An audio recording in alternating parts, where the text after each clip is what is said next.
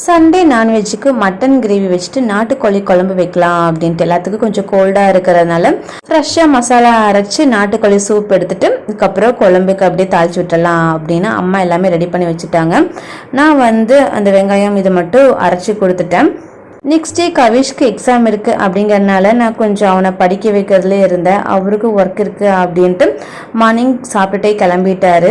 முன்னாடி நாளே பிளான் பண்ணிட்டோம் 10 மணிக்குள்ளே சமையல் ஒர்க்கை முடிச்சுட்டு ஆஃப்டர்நூனுக்கு மேலே எங்கேயாவது வெளியே போகலாம் அப்படின்னு. பசங்களுக்கு சாப்பிட கொடுத்துட்டு கொஞ்சம் நேரம் அவங்களையும் தூங்க வச்சுட்டேன். எங்கள் வீட்டில் அவரும் ஒர்க்கெல்லாம் முடிச்சுட்டு ஒரு 2 o'clock வந்துட்டார். அப்புறம் ஒரு 3 o'clock மேலே தான் கிளம்புனோம். வாளையார் டேம் போகலாம் அப்படின்னு. பட் அங்கே உள்ள அலௌட் இல்லைன்னு சொன்னாங்க. அதுக்கப்புறம் ரிட்டர்ன் வரும்போது ஒரு ஊருக்குள்ளே போனால் இந்த மாதிரி டேமோட பேக் சைடுன்னு நினைக்கிறேங்க, அங்கே போயிட்டு கொஞ்சம் நேரம் டைம் ஸ்பெண்ட் பண்ணிகிட்டு இருந்தோம். இதோட கன்டினியூஷன் நெக்ஸ்ட் ஷார்ட்ஸில் ஷேர் பண்ணுறேங்க. இது பிடிச்சா லைக் பண்ணிக்கோங்க. தேங்க்யூ.